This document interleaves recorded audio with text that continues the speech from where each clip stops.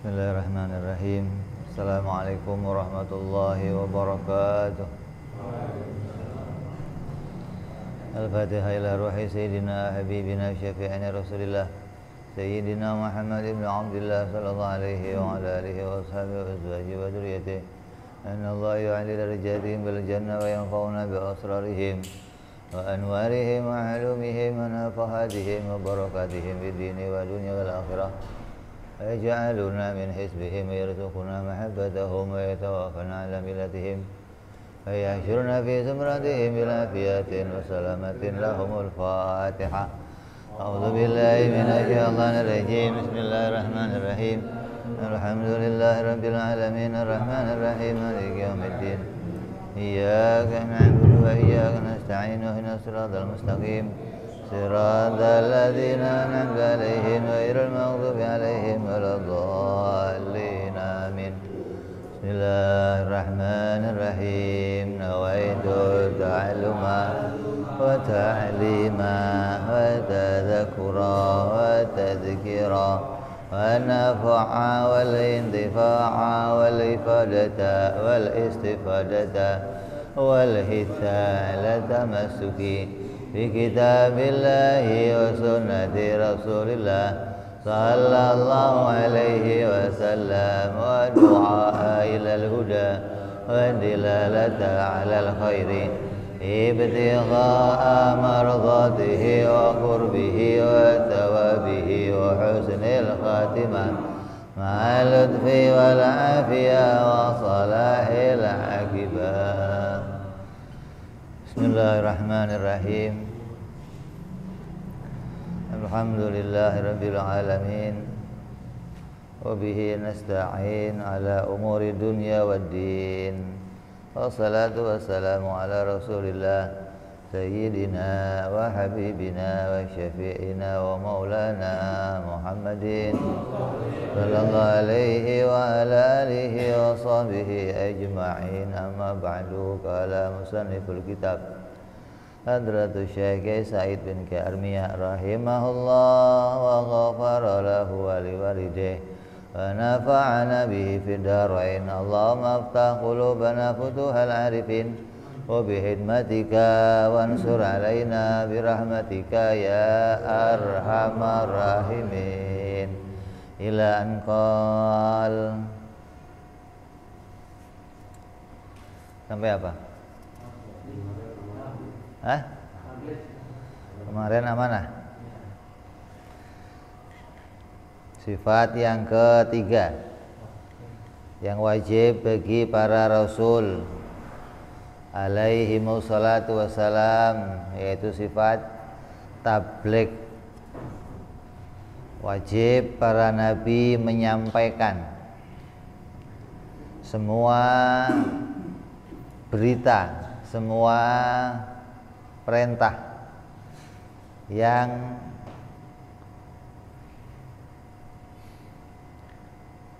diperintahkan oleh Allah untuk disampaikan.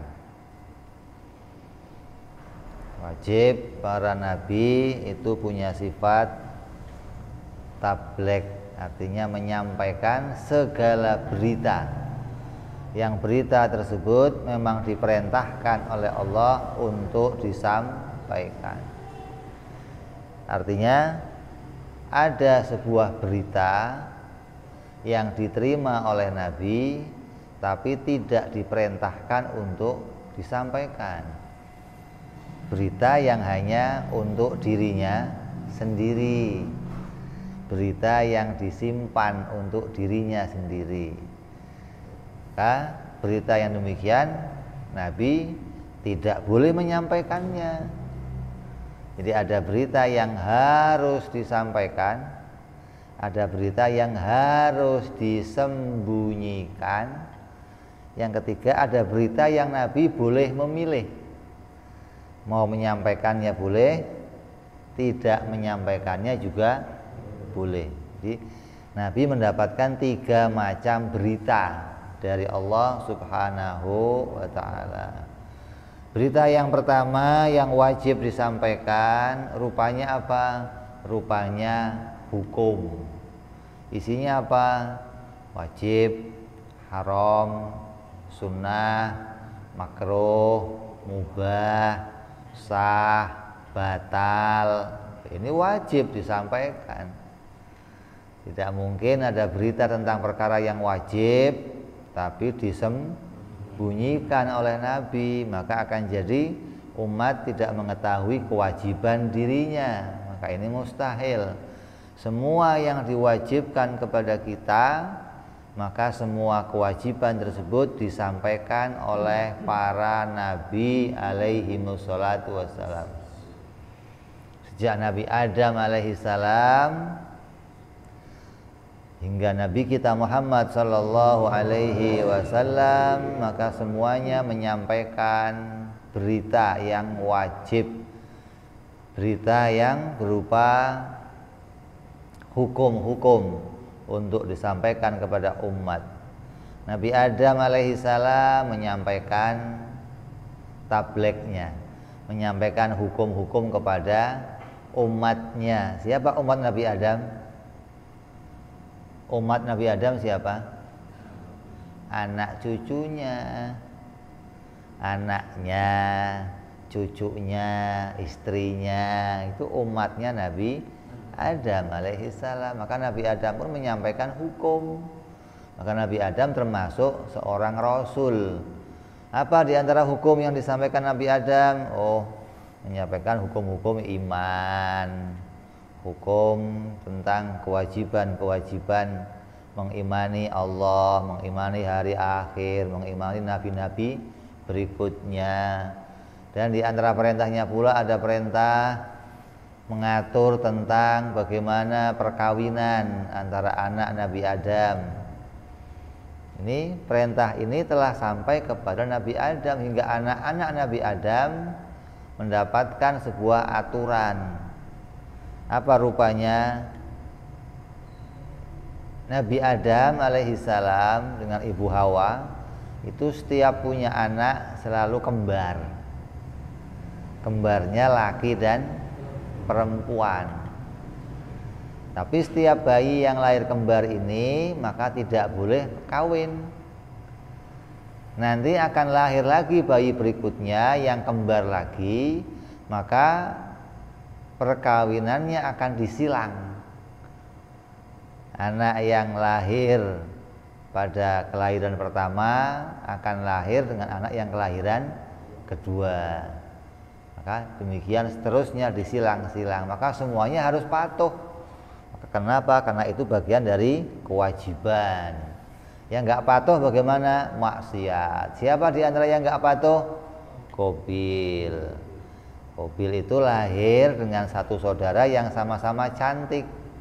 Adapun Habil lahir dengan sepasang yang nggak cantik. Maka disilang, yang cantik dikawinkan sama yang jelek, yang ganteng sama yang nggak cantik. Maka Qabil nggak mau. Oh, mana mau, saya pasangannya cantik.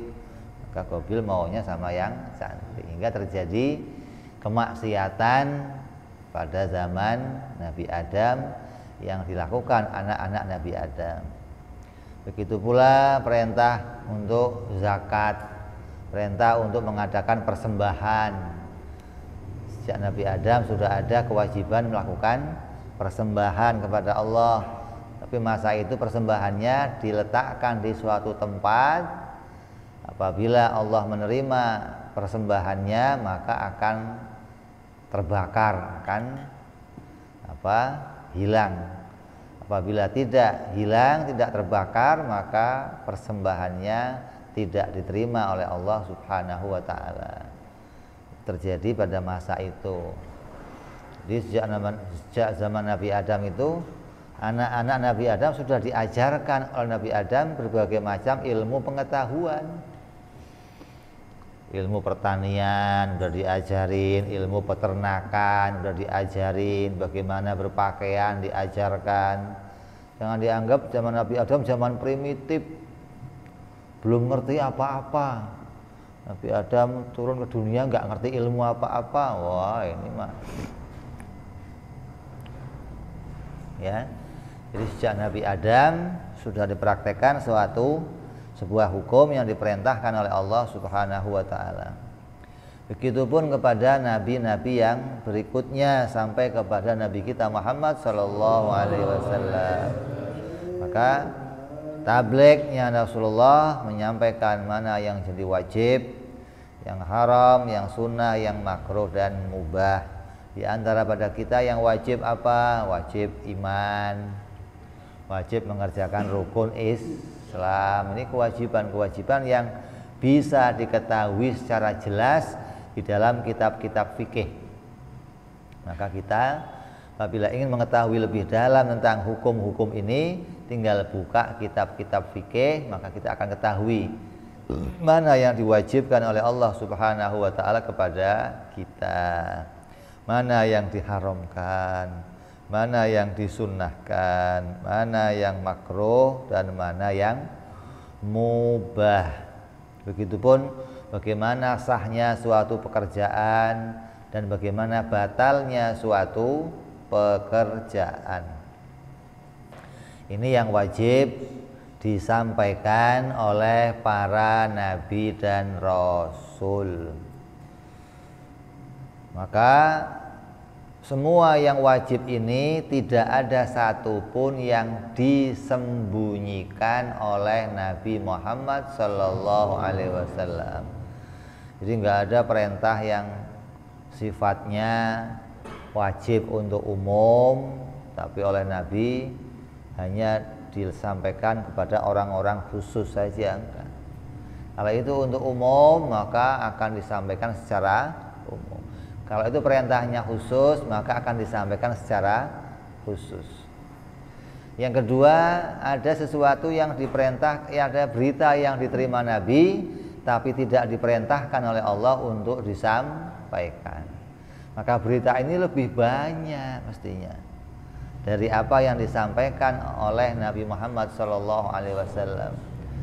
Kalau yang disampaikan kepada kita rupanya Al-Quran yang bentuknya 30 juz dan 114 surat, katakan ada 6.666 ayat. Ini semuanya disampaikan, nggak ada yang disembunyikan sedikit pun oleh Nabi. Adapun yang disembunyikan oleh Nabi, maka sesuatu itu tidak disampaikan oleh beliau, hanya untuk pribadinya. Artinya berita-berita yang khusus untuk dirinya sendiri. Karena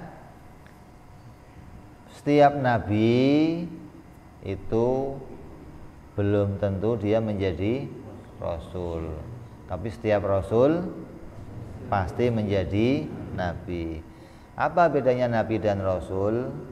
Kalau rasul menyampaikan hukum yang 5 tadi, wajib, haram, makruh, sunnah, mubah, disampaikan.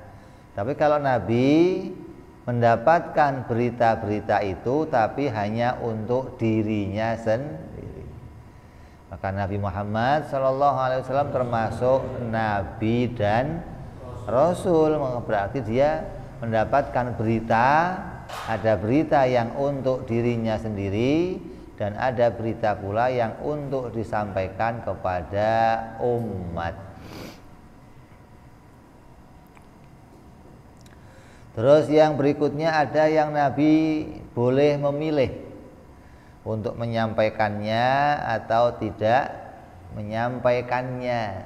Artinya bukan termasuk hukum-hukum yang 5 tadi, bukan termasuk hukum-hukum yang menjadi pokok-pokok perkara dalam agama, tapi hanya perkara-perkara tambahan yang boleh saja diketahui, disampaikan, dan boleh pula tidak disampaikan. Bagaimana kita tahu ada berita itu? Ketika ada para wali-walinya Allah, para orang-orang yang istimewa, yang mana mereka bermimpi berjumpa dengan Nabi Muhammad SAW, maka mereka terkadang meminta sesuatu kepada Rasulullah. Ya Rasulullah, berikanlah kepadaku satu nasihat, berikanlah kepadaku satu wasiat. Maka Nabi menyampaikannya. Maka yang disampaikan Nabi itu belum pernah disampaikan kepada orang-orang yang sebelumnya.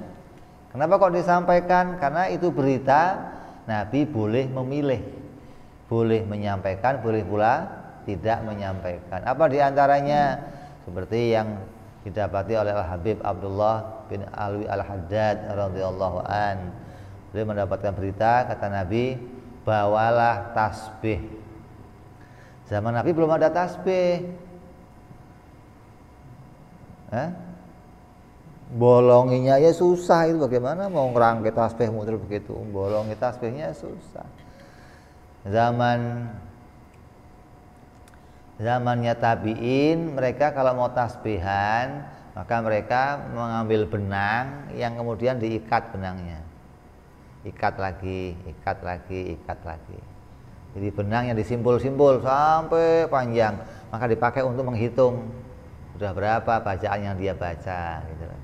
Zaman kita sekarang ada yang namanya tasbih. Bahkan tasbih kita nggak cuma yang manual, ada yang digital, yang sudah lebih canggih lagi udah. Maka Nabi katakan, pakailah tasbih dan bawalah tasbih. Maka siapa yang bawa tasbih walaupun tidak digunakannya, maka dia mendapatkan pahala dari Allah Subhanahu wa ta'ala. Makanya simpen tasbih di kantong, simpen tasbih di tas, walaupun kita tidak menggunakannya. Kalau kita sudah biasa membawanya, ketika kita memegangnya akan ingat kepada zikir. Oh, ini alat untuk zikir. Kalau sekarang enggak ada yang buat ngitung apa? Ya, jadi keuntungannya banyak. Kalaupun nanti kamu meninggal, tas kamu dibuka sama anak kamu, ada tasbihnya, maka anak kamu akan husnudzon, bapak suka tasbihan. Buktinya mana? Tuh ada tasbihnya. Oh, kok nggak tahu disimpan doang, nggak tahu. Pokoknya lumayan lah namanya. Itu diantara sesuatu yang Nabi boleh memilih. Jadi boleh disampaikan pada masa itu, boleh pula tidak disampaikan pada masa itu. Jadi ada 3 perkara yang Nabi wajib menyampaikan, maka masuk dalam sifat tabligh. Yang Nabi wajib menyimpan, masuk dalam sifat amanah namanya. Dimasuk sifat yang kemarin kita omong, kayak contoh begini. Saya merintah kamu, nih tolong sampaikan surat saya kepada si A. Ini surat buat si A dan ini suratnya buat kamu. Ketika nanti kamu ditanya sama A, apa kamu dapat surat juga? Kamu nggak usah ngomong, bilang saja suratnya hanya untuk si A. Maka ketika orang itu menyampaikan pada si A tentang surat yang saya perintahkan, kemudian si A nanya, apa kamu juga dapat surat? Maka dia nggak boleh jawab karena sudah diamanatkan tidak boleh bicara kalau surat itu juga diterima oleh yang lainnya. Kalau dia ngomong jujur, ya saya juga dapat, tapi nggak boleh ngomong gitu. Namanya apa itu? Nggak amanat. Namanya khianat. Maka masuk dalam sifat amanat, menyimpan sesuatu yang diperintahkan oleh Allah untuk disimpan. Seperti berita tentang 10 orang yang akan masuk surga. Nabi sampaikan 10 orang yang akan masuk surga, sahabat Abu Bakar, sahabat Umar, sahabat, dan sampai 10 orang. Nah, yang lainnya bagaimana? Nabi enggak menyampaikannya karena enggak diperintah oleh Allah untuk menyampaikan, maka disimpan oleh Nabi berita tersebut. Yang disampaikan ya yang Allah perintah untuk menyampaikannya. Ini yang termasuk berita yang harus disimpan. Ada pula yang boleh-boleh saja untuk disampaikan. Kemudian Lawannya adalah mustahil Nabi menyembunyikan. Yang dimaksud mustahil menyembunyikan di sini adalah menyembunyikan hukum-hukum yang wajib disampaikan. Kalau hukum itu berupa hukum tadi yang wajib, sunnah, haram, makruh, mubah, pasti disampaikan. Nggak mungkin disimpan oleh Nabi. Karena apabila tidak disampaikan oleh Nabi, maka apa yang kita terima akan berkurang. Hukum-hukum yang sampai kepada kita hanya separuh nanti.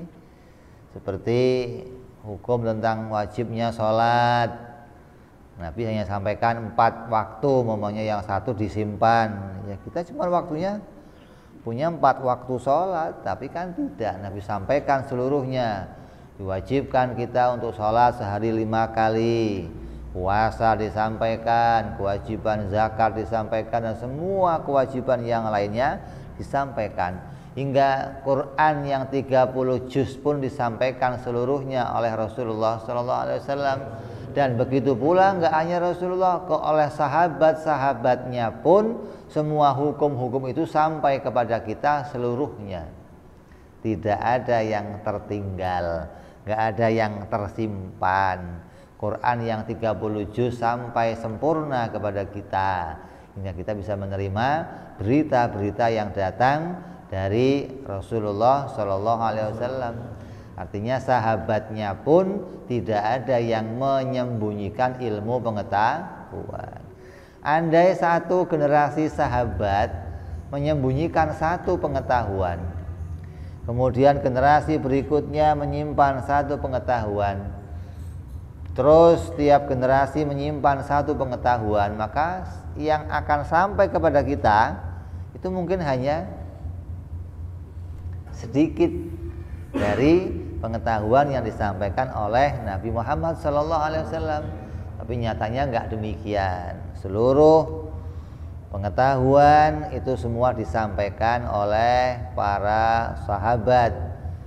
Yang dikatakan oleh Rasulullah SAW, ana madinatul ilm wa aliyu babuha, dan Sayyidina Ali adalah pintunya, aku adalah kotanya ilmu, kata Rasulullah.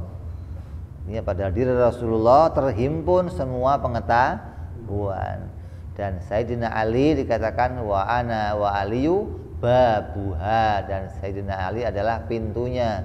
Artinya kalau kamu pengen tahu ilmu-ilmunya Rasulullah, maka di antara salah satu pintunya adalah para sahabat-sahabatnya Rasulullah SAW, dan di antaranya Sayyidina Ali radhiyallahu anhu. Begitu pula Sayyidina Ali menyampaikan pengetahuan kepada umat, kepada sahabat-sahabatnya, kepada tabi'in, pada generasi berikutnya. Kata Sayyidina Ali, aku mendapatkan 1000 ilmu pengetahuan yang diajarkan oleh Rasulullah SAW. 1000 ilmu pengetahuan. Saya tanya, ilmu kamu ada berapa?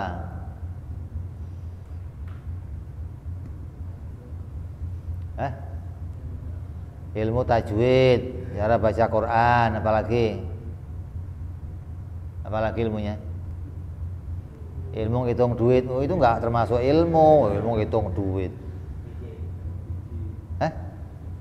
Zikir. Ilmu apa? Ilmu zakat. Ilmu fikih. Fikih aja bab sholat doang taunya ente. Bab haid tahu, bab haid. Bab waris tahu. Bab falak tahu, bab falak. Jadi Sayyidina Ali menyampaikan seluruhnya kepada orang-orang setelahnya, dan orang setelahnya tidak bisa menangkap semua ilmu yang diperoleh dari para sahabat. Terkadang mereka hanya mengambil yang penting-penting dari yang disampaikan oleh generasi sebelumnya. Begitupun generasi itu menyampaikan seluruhnya, tapi generasi setelahnya tidak bisa menerima seluruhnya, hanya sebagian. Terus begitu hingga sampainya kepada kita sekarang ini, kita hanya kebagian beberapa ilmu pengetahuan. Padahal kitab-kitab yang menerangkan itu lengkap semuanya. Manuskrip tulisan sahabat, tulisannya para orang-orang terdahulu, ulama-ulama salaf itu manuskripnya masih tersimpan, buku-buku catatan mereka masih tersimpan. Tapi kita generasi sekarang sudah tidak begitu mementingkan ilmu pengetahuan. Kita merasa hanya membutuhkan ilmu pengetahuan yang secukupnya. Memang di antara ilmu yang wajib dipelajari itu adalah ilmu yang berkaitan sama tingkah laku ibadah yang sehari-hari kita kerjakan. Kayak apa ya, caranya sholat, caranya berwudu, caranya toharoh, caranya ngurusin pernikahan, perdagangan. Kenapa? Karena ini yang berkaitan sama kehidupan kita dalam waktu ke waktu sehari-hari, itu yang berkaitan. Tapi kalau bab-bab yang khusus kayak ilmu falak, ini kepakainya hanya setahun sekali atau kepakainya hanya sebulan sekali, maka ya kamu nggak wajib belajar. Artinya kalaupun ada yang belajar, hukumnya fardu kifayah. Nah, karena banyak kifayah ini, maka kamu jadinya kifayah, udah kamu aja yang belajar lah. Kifayah, kamu aja yang belajar lah, sampai mandiin mayat juga enggak lah, saya enggak lah. Hah? Sekarang ini orang sudah jarang tahu caranya mandiin mayat, padahal kita ini punya orang tua, kita ini punya keluarga. Maka yang terbaik yang bisa memandikan orang tua adalah anak-anaknya. Dan sedangkan kita, anak pribadi kita nggak ngerti caranya mandiin mayat. Ketika nanti orang tua kita mati, panggil orang, mandiin dong orang tua saya. Karena anak-anaknya nggak ngerti. Sekarang malah parah lagi, nggak ngerti pula caranya tahlil gimana, nggak ngerti juga. Hingga kalau orang tuanya mati, panggil orang yang nahlilin, panggil orang yang mandiin. Kenapa? Karena anak-anaknya sudah nggak ngerti cara-cara itu semua. Ini generasi ke generasi sudah mengambil satu kepentingan ilmu hanya yang penting-penting saja menurut dia. Makanya orang-orang tua kita itu dulu kitabnya yang pasti ada di rumahnya, satu kitab fikih, yang kedua kitab tauhid. Itu sudah pasti ada di rumahnya. Kenapa? Karena itu kepentingan yang paling utama di antara semua pengetahuan. Yang menjadi kepentingan utama kita adalah pertama ngerti tata cara ibadah, yang kedua tata cara iman yang benar kepada Allah Subhanahu wa ta'ala dan kepada para rasul alaihimussalatu wassalam. Ini yang terjadi, yang mana semua itu berkurang bukan karena yang menyampaikannya nggak ada, tapi kita yang menerimanya terkadang lebih milih. Tidak semuanya kita ambil, nggak semuanya kita tangkap, nggak semuanya kita pahami. Nah, ilmu agama ini beda sama ilmu-ilmu yang lain. Kalau ilmu agama, seorang guru menyampaikan seluruh ilmu kepada muridnya. Kalau bisa seluruhnya mau disampaikan. Tapi terkadang muridnya yang nggak mampu menerima seluruh ilmu gurunya. Andai ada murid yang mampu menerima ilmu gurunya, maka gurunya akan sangat bangga pada murid tersebut. Seperti siapa? Para imam-imam kita terdahulu, Imam Syafi'i radhiyallahu an. Ketika beliau belajar sama Imam Malik, maka seluruh ilmunya Imam Malik habis diberikan kepada Imam Syafi'i. Ketika habis, apa kata Imam Malik? Syafi'i, sekarang kamu berangkat ke tempat lain, belajar dengan guru yang lain. Nah, itu seorang guru terdahulu begitu. Kalau saya sudah habis ilmunya, murid saya masih bisa menangkap ilmu pengetahuan, maka akan disuruh dia belajar ke tempat yang lain. Hingga terkadang gurunya dan muridnya lebih pintar muridnya. Kenapa? Karena muridnya diperintah ngaji ke tempat yang banyak, hingga mendapat ilmu lebih banyak dari gurunya. Tapi tetap dia mengakui ini guru saya, bukan ilmu saya sudah lebih banyak dari kamu, kamu jadi murid saya. Nggak ada begitu. Guru SD dengan muridnya yang sudah profesor, pinter mana? Pinter muridnya, tapi dia tetap cium tangan, ini guru saya, gitu. Nggak mungkin setelah jadi profesor, guru SD, kamu udah bukan guru saya lagi, ilmu kamu sudah sedikit. Nggak ada begitu, nggak ada. Tetap dia mengakui sebagai gurunya, gitu loh. Jadi walaupun dia sudah punya pengetahuan yang banyak, dia belajar sono, belajar sini, maka orang-orang dulu gurunya bisa sampai 1000 orang, bisa sampai 500 orang. Kenapa? Karena dia betul-betul haus ilmu pengetahuan, dia cari lagi, dia cari lagi. Ini orang-orang yang memang pada jiwanya, jiwa yang punya kemauan untuk selalu mendapatkan ilmu pengetahuan. Beda sama ilmu yang lain. Ilmu yang lain, seorang guru tidak akan menyampaikan semua ilmunya kepada muridnya.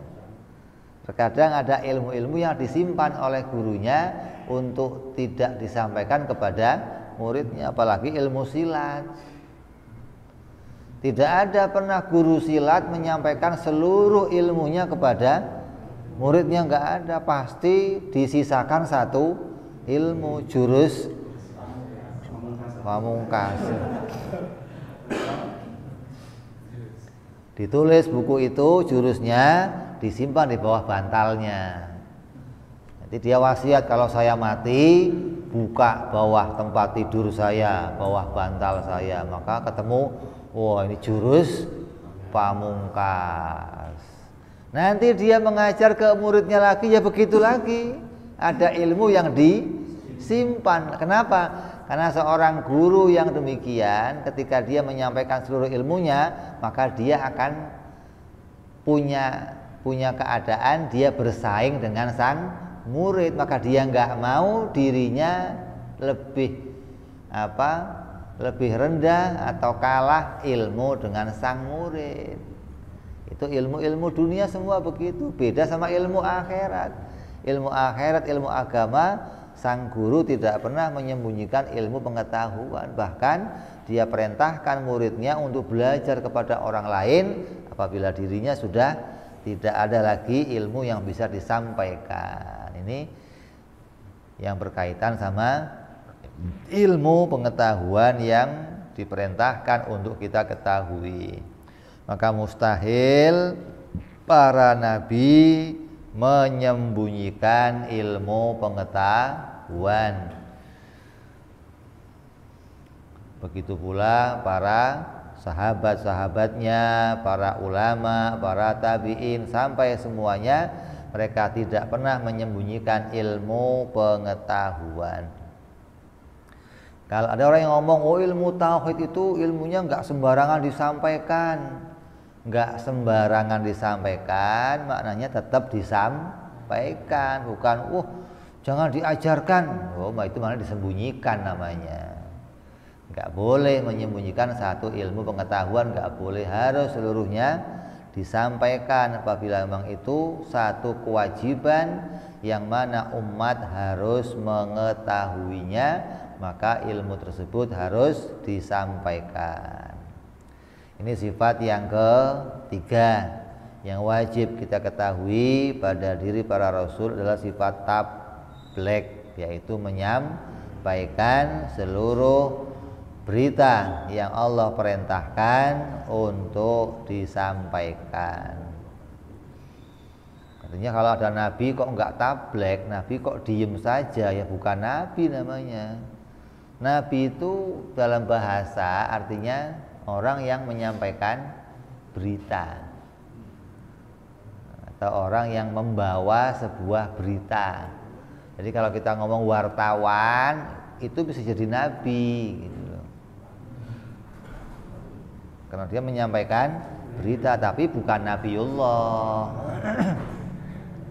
Kalau nabiullah menyampaikan berita dari Allah, kalau wartawan menyampaikan berita dari sumber-sumber yang lain yang dia dapat dari mana berita itu, maka dia tugasnya menyampaikan. Nah, kalau ada nabi kok diem aja, nggak ngomong apa-apa, rasul diem aja, ya bukan penyampai berita namanya. Ya, jadi wajib mereka itu menyampaikan berita, dan kita harus tahu berita apa yang disampaikan, rupanya hukum yang isinya wajib, haram, sunnah, makruh, dan mubah. Maka hukum ini ada pada tiap rasul.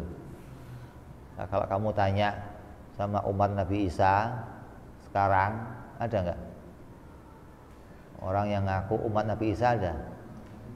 Nah, coba tanya, apa kewajiban kamu? Coba diwajibkan apa kamu sama Nabi Isa? Pasti ada dong. Dan kewajibannya sama dengan kita. Ya wajib sholat, ya wajib nutup aurat, ya wajib zakat, ya wajib haji, ya wajib melakukan kebaikan, wajib taat sama orang tua. Ini kewajiban itu ada semua. Tinggal kewajiban itu kemudian disampaikan lagi enggak oleh generasi sebelumnya. Ada yang kemudian generasi itu menyembunyikan. Nah, ini yang nakal ini. Seperti siapa? Orang-orang Bani Israel. Bani Israel itu orang-orang yang seringkali menyembunyikan ilmu pengetahuan atau berita-berita penting kepada generasi setelahnya. Seperti diberitakan dalam kitab Maulid, diceritakan dalam kitab Riba itu an Ka'bil Ahbar, dari seorang sahabatnya Rasul, Ka'bil Ahbar. Ka'ab ini ada yang mengatakan tabi'in, ada yang mengatakan sahabat. Ka'bil Ahbar ini diceritakan alamani, dia bercerita, bapakku alamani abi Taurat, bapakku telah mengajarkan kepadaku Taurat. Artinya dia mendapatkan pelajaran langsung dari bapaknya tentang kitab Taurat. Maka bapakku mengajarkan seluruhnya kepadaku illa syutran wahidan, kecuali satu lembar, kecuali satu berita yang oleh bapakku tidak disampaikan. Dan berita itu disimpan dalam sebuah kotak. Fa idza mata abi, ketika bapakku mati, fatahtuhu, maka aku membuka kotak tersebut. Ketika dibuka oleh Ka'ab, maka wa inda fihi nabiyyun akhiruz zaman, di dalamnya ada berita nabi akhir zaman, mauliduhu bi Makkah wa hijratuhu bil Madinah wa sultanuhu bisyam, bahwa akan lahir nanti di akhir zaman Nabi yang namanya Nabi Muhammad, dan dia akan punya kekuasaan, dia akan punya pengaruh sampai ke negeri Syam, dia akan tinggal di kota Madinah, dia akan tinggal di kota Mekah, hijrah ke kota Madinah, dan kekuasaannya sampai ke negeri Syam. Ini disimpan oleh bapaknya Ka'ab. Bapaknya Ka'ab kebetulan tokoh masyarakat. Ketika kitab itu dibuka oleh Ka'ab dan disampaikan sama masyarakat, masyarakat marah sama bapaknya Ka'ab. Bagaimana bapakmu menyimpan ilmu pengetahuan? Kata Ka'ab, saya juga nggak ngerti memang ini. Kenapa kok disimpan? Karena orang-orang tersebut terkadang sentimen, iri hati. Mereka tidak mau Nabi yang berikutnya itu datang bukan dari Bani Israel. Maka mereka memotong berita tersebut dan tidak menyampaikannya kepada orang lain. Maka kitab Injil, kitab Taurat itu isinya potongan-potongan, terpotong, nggak lengkap. Kenapa? Karena ada orang-orang yang kemudian menyembunyikan satu fakta yang sebenarnya yang harusnya diketahui oleh kaumnya, oleh umatnya. Maka 3 kitab yang sebelumnya diperintahkan oleh Allah untuk disampaikan oleh nabi-nabi Bani Israel. Taurat disampaikan sama Nabi Musa, Zabur sama Nabi Dawud alaihissalam, Injil sama Nabi Isa. Ini ketiganya Bani Israel. Dan ketiganya kitab-kitab yang 3 itu semuanya tidak sampai secara utuh. Setelah Nabi Musa meninggal, kitab Taurat dibakar seluruhnya. Hingga orang-orang Muslim pada masa itu kehilangan berita Hanya orang-orang yang menghafalkan Taurat yang bisa menyampaikan kepada orang-orang sekitarnya tentang hukum-hukum Taurat. Sampai setelah seribu tahun baru muncul sebuah kelompok orang yang kemudian menulis kembali kitab Taurat. Coba diambil dari orang-orang yang mulai menghafalkan, dan tidak semua yang hafal itu bisa menuliskan semuanya.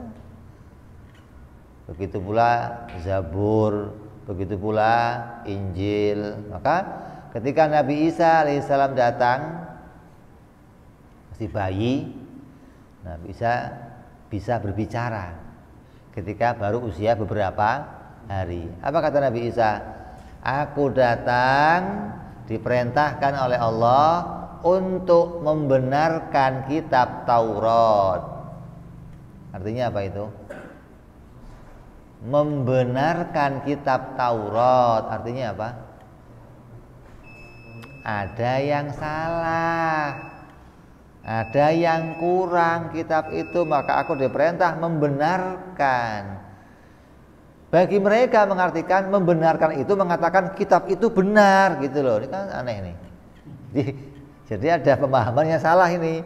Kalimat membenarkan itu dianggap mereka ini kitab sudah benar. Aku diperintah mengatakan ini kitab yang benar. Nah, bagi kita enggak begitu maknanya. Aku diperintah membenarkan, maknanya menambahkan apa-apa yang kurang sebelumnya dari kitab Taurat. Hingga masa itu kitab Taurat menjadi kitab yang lengkap kembali setelah lama kitab itu hilang dari peredaran, hilang dari pedomannya orang-orang Bani Israel. Maka ditulis kembali, orang menganggapnya itu namanya perjanjian lama. Maka muncul lagi Nabi Isa menyampaikan Injil, dianggap sebagai perjanjian baru. Injil pun kemudian ditulis, Injil itu setelah Nabi Isa diangkat ke langit 300 tahun mulai Injil itu ditulis, hingga penulis Injil itu pun banyak perawinya, tidak langsung dari Nabi Isa ditulis, tapi dari perawi-perawi. Ada Lukas, ada siapa? Matius, ada Samuel, ada nih masing-masing mereka penghafal-penghafal itu menyampaikan hafalannya dan ditulis hingga bentuknya bukan seperti Al-Quran tapi lebih mirip seperti hadis karena isinya perawi-perawi.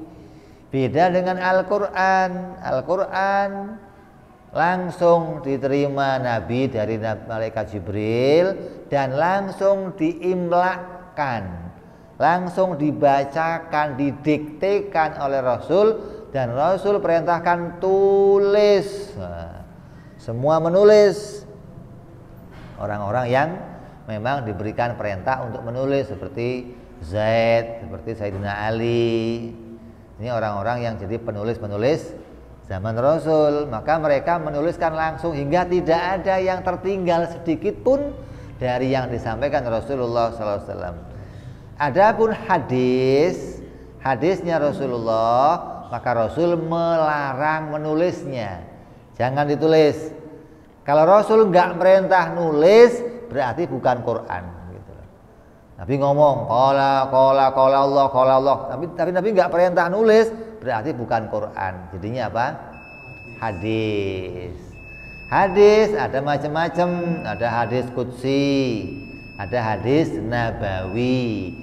Hadis qudsi apa? Hadis qudsi hadis yang teksnya langsung datang dari Allah tapi tidak termasuk Al-Quran, yang isinya bicara tentang kesucian Allah Subhanahu wa ta'ala. Adapun hadis nabawi, hadis yang menceritakan, menjelaskan tentang makna-makna Al-Quran, hingga hadis tersebut kalimatnya, lafadznya datang dari Nabi Muhammad SAW. Adapun maknanya datang dari Allah. Jadi Malaikat Jibril memberikan berita sama Rasulullah disampaikan, tapi Rasul nggak mengatakan ini sebagai Quran, maka jadinya hadis qudsi. Ada yang Allah ilhamkan, Nabi diberikan kepahaman di hatinya tentang satu makna, maka Nabi menyusun kalimat-kalimat dengan lisannya, maka jadinya hadis nabawi. Kemudian hadis nabawi ini mulai disusun oleh generasi berikutnya, yaitu tabi'in. Zaman sahabat juga sudah ada yang menulis, tapi menyimpannya, tidak disampaikan kepada yang lain. Zamannya tabi'in mulai ada sahabat mulai tabi'in mulai meringkas hadis-hadis. Dia berkeliling mendengar Rasul pernah ngomong apa aja, oh ditulis apa aja, maka ini punya perawi. Oh dari si fulan ke fulan ke fulan, Nabi pernah ngomong begini. Dari fulan ke fulan ke fulan pernah ngomong begini, maka ditulis itu. Kemudian tidak sampai di situ saja. Ahli hadis ini kemudian membuat kriteria siapa orang-orang yang bisa diambil hadisnya.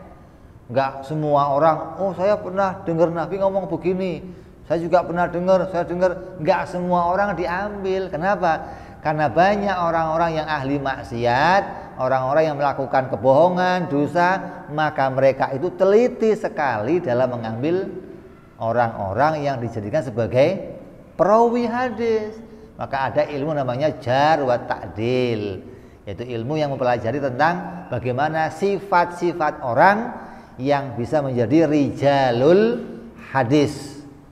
Rijalul hadis itu artinya nama yang berantai dari fulan, dapat dari fulan, fulan dapat dari fulan, terus dapat lagi sampai ke Rasulullah. Maka tiap nama-nama ini namanya apa?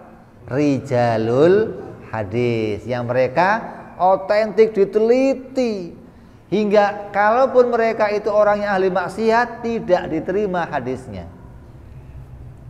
Imam Bukhari radhiyallahu anhu pernah mau mengambil suatu hadis untuk mendengar langsung. Dia sudah dengar hadis itu, tapi dia pengen dengar langsung dari orang yang namanya rijalul hadis. Dia harus berangkat ke negeri yang jauh untuk mendengar langsung. Iya, saya dengar Rasulullah pernah begini. Ketika dia sampai ke tempat tersebut, dia lihat orang yang mau dimintain hadis sedang ngasih makan onta. Ketika ngasih makan onta, ontanya mendekat, tarik lagi makanannya. Dekat lagi, tarik lagi main-main sama ontanya. Maka oleh Imam Syafi'i, oleh Imam Bukhari, ditinggalkan orang tersebut, dianggap enggak layak untuk menyampaikan hadis orang tersebut. Cuman main-main sama onta, ngeledekin onta, mau makan nggak jadi makan, ditinggalkan. Nah kalau kayak kamu, dibuang, ini mah yang jauh, nggak layak rijal hadis sudah ini ya. Jadi mereka orang-orang yang teliti. Sedangkan pencatatan Injil, pencatatan Taurat, mereka tidak pakai ilmu seperti kita yang namanya jar wa ta'dil. Mereka hanya mengambil semua perawi, diambil, nggak pernah diteliti. Ini perawinya orangnya bagaimana? Nggak ada penelitian. Hingga keautentikan Injil, keautentikan Taurat tidak dipertanggungjawabkan. Karena ketika mencatat kembali, mereka nggak meneliti orang-orang yang diambil sebagai pembawa berita. Ini orangnya bener nggak nih? Nggak diteliti lagi. Yang penting siapa yang ngomong, fulan, tulis, ambil. Kenapa? Karena bukunya masih kurang. Dia butuh referensi yang banyak, butuh isi yang banyak. Maka mereka nggak meneliti lagi. Pokoknya asal dia ngomong, ambil. Biar isinya banyak. Begitu masih kurang juga, ditambahin sendiri oleh para pendeta-pendeta mereka. Artinya agar pendeta-pendeta itu bisa menyisipkan misi-misi mereka ke dalam kitab-kitab tersebut. Ini riwayat tentang bagaimana mustahilnya para nabi, apalagi para sahabat, menyembunyikan ilmu pengetahuan atau menyembunyikan berita yang datang dari Allah Subhanahu wa taala. Insyaallah kita sambung yang akan datang yang akhir, yaitu bicara sifat fatonah insyaallah. Wallahu a'lam bishawab. Wa ila hadratin nabi. Al-Fatihah. A'udzu billahi minasyaitonir rajim. Bismillahirrahmanirrahim. Alhamdulillahi rabbil alamin. Arrahmanir rahim. Maliki yaumiddin. Iyyaka na'budu wa iyyaka nasta'in. Ihdinas siratal mustaqim. Siratal ladzina an'amta 'alaihim ghairil maghdubi 'alaihim waladdallin. Amin.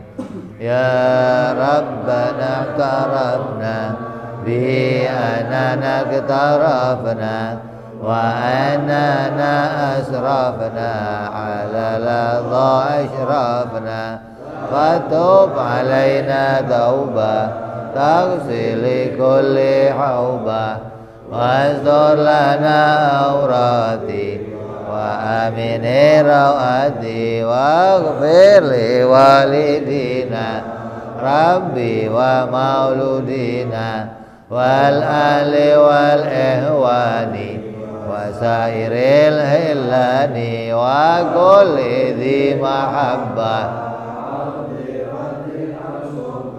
wal muslimina ajma amina rabbi isma fadlan wa judan manna la biktisabi minna bil mustafa rasulina dhabi kulli suli salla wa salam rabbi alaihi adal habbi wa alihi wa sahbihi dada ta'si suhbi walhamdu lil ilahi bil bad'i wa tanahi subhana rabbika rabbil izzati amma yasifun salamun alal mursalin walhamdulillahi rabbil alamin.